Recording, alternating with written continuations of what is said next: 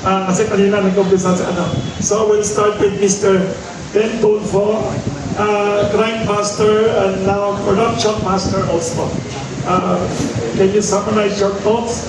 Give an appeal to the government and to the public about anti-corruption crisis in the Philippines. First, pasalamat ko yung magigiting na magagaling na secretary, ganun din yung ating senior general, kasama rin yung isa ng third place in the Congress na si Johnny Chaclo. What I heard is basically, for one, dun sa gusto na mangyari.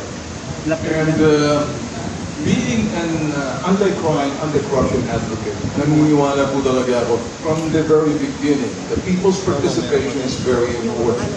Without the people, because the government is for the people, by the people, of the people should know where the money is, the mechanism, the dynamics, the preparations, the legalities, and how it's executed. If the people has the knowledge of it, which is the spirit and the principle, letter to the law, or the spirit of the law, kung talagang gagawin, i-legislate, and I hope Congressman Tony Chaclo said, he will support the effort ng IDMI, to which I'm a volunteer as an advocate sa IDMI. IDMI is a pagkakita ko incorporated. That's basically what it does, empowering people against anti-corruption, anti-crime. Now, may progress ako nakikita, and I'm happy, and I look forward to nabunyag dito, sinasabi lahat gusto nilang ipaalam sa publiko dahil medyo bitin ang publiko. This is the right forum and I'm very thankful that I've been invited here. But the thing that I want to see again is sana lahat yung mga terminolohiyang ginawa ng mga politiko such as wish list, allocables, or all these for later release or insertion allocation. These are the bywords created by the group. You guys don't know about this. Maybe it's about time na baka kapalitan lang yung mga terminology. And now, I look forward na alam na yung Secretary Vince, to which I trust, ganun din po yung ating magiging po na ating congressman. And of course, my idol dito na Prosecutor General. I know I have picked this system and we look forward to that there will be solutions to the problem. Thank you, Mr. Ben Tulfo. Next, to give a closing statement to summarize his thoughts, the enlightened Prosecutor General of the Philippines, Richard Madulio. Well, first, Wilson, thank you for the invitation dito. No? It's good to be back in the same area where I grew up. And it's nice to see that the bakery is much bigger than it used to be. And ito na yung sabihin ko, no? When we look at the criminal justice system, isang sa pinakamalaking pillar dito, napapabayaan at hindi nabibigyan ng pansin, ay yung tinatawag nating fifth pillar. What is that? It's the community, the people. People's participation, people's involvement. Ang nangyayari po kasi sa atin, magkapatan na po tayo. Lumalabas na naman po at nagsisindimiento at nagkukomento yung mga tao kapag may nangyari na. Bakit hindi tayo makibahagi upang maigsan at hindi matuloy itong mga pinangangambahan natin? Sometimes the action is always reactionary. Okay? And we really need the people's help. Hindi po ito kakayanin ng buong government machinery magtulong-tulong man without the people's help. As far as the prosecution is concerned, kung wala pong mga taong tatayo, kung walang tao na titindig sa mga kaso, papabaliwala po lahat ng pinaghirapan natin. So it's just more than going to the streets, marching, chanting slogans. Let's translate it into something which is more productive, and that is tumbukin natin po ng problema kung tayo po may nalalaman na, let's say, anomalya. Ipagbigyan na lang natin. Ang nangyayari po kasi, mabilis po tayong makalimot. Mabilis tayong makaalala, pero napakabilis din po natin makalimot. Sabi nga kanina, siguro kung halimbawa mayroong isang malaking event na mangyari, bukas makalawa makakalimutan na ito. The only good thing, if I may say, no, quote unquote, is that we will not easily forget what we are going through now. Because every time it rains, every time that rainy season comes, we will all be reminded of yung flood control anomalies. Okay? And yun lang, there's also a dynamics between politics and economy. Hindi pwede natin sabihin na ekonomiya isulong natin. Gusto natin yan. Pero ang ekonomiya, mahirap isulong kung ang peace and order situation natin sa bansa ay hindi natin binibigyan ng kaukulang pansin. Sino ang magtsatsaga at magkakagusto na mag-invest sa ating bansa kung alam nila na napakaraming korupsyon sa mga ahensya? Sino ang magtitiwala na mag-invest dito kung alam nila hindi sila ligtas dito sa ating bansa? So kinakailangan po dito, there's an interplay, there's a dynamics between the two. We cannot say that one can exist without the other. At sa huli po, paalala ko rin lang, no, kasi kanina marami nagsasabing iinit, no? Even the President already mentioned in numerous interviews that he had, that he is for making sure that those who committed these nefarious activities, these crimes, are held accountable. But he too believes that we have to respect the process. We cannot rush into doing things. We have to follow the process. We just have to trust the system. Sabi ko nga ho, ito lang po ang sistema na meron tayo. Let's be more vigilant, but we have to allow our institutions to work. We have to trust it because that's the only one that we have. So sa inyo lahat po, maraming salamat po. Thank you, Secretary General Abdul Leon. Next, let's invite the very courageous and dynamic Congressman Tobit Yanko. I like what you earlier mentioned. People are calling your house the House of Crocodiles. Siya naiiba siya. For your closing statement, Congressman. Yes.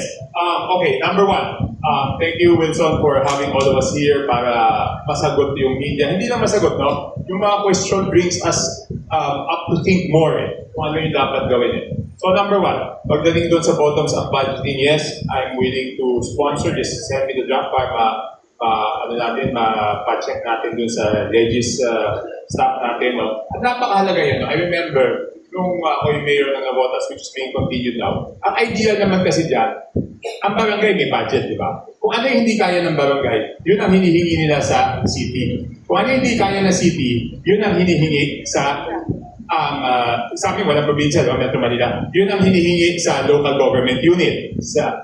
Yun ang hinihingi naman sa RDC, no? So pag sinunod natin yan, makikita mo na talagang bottoms up yun kasi magmula sa barangay, equals organization, akit sa city, akit sa RDC, akit sa national government. So hindi lang, it's not only because of transparency, it's also because pag align yung proyekto, pag sabihin natin, ang proyektong ito ay magmula sa barangay at yung hindi kaya ng barangay ay ginawa ng city, hindi kaya ng city at ay ginawa ng national government, mas makikita natin yung progreso at mas matutugunan yung pangangailangan ng ating mga kababayan. Saka tumbok talaga yan dun sa pangangailangan ng ating kababayan. Number one. Number two, dun sa question of accountability. Yes, I am totally for accountability. But the standards of accountability should be the same for all, whether it's the Vice President or the President. Doon sa question ng impeachment, the same accountability, the same process has to be followed. And in this case, meron na nag-file laban sa Presidente, it is a constitutional mandate of Congress na sundin yung 10 days dapat nahandoon sa 10 session days dapat nasa plenaryo at 3 session days dapat nasa Committee of Justice. But again, with regards to that accountability, kaming mga huhusga, we are not exempt from accountability. Diba? To possess the moral authority, dapat kami ang unang maging accountable. Which brings us doon sa mga tiwaling miyembro ng House of Representatives. Na si Saldico, hindi naman mangyayari itong lahat na to kung hindi alam ni Saldico at kung hindi pinayagan ni former Speaker Martin Romualdez. No? So anong masasabi ko pagdating doon? So si Saldico, dapat talaga hanapin talaga. And there should be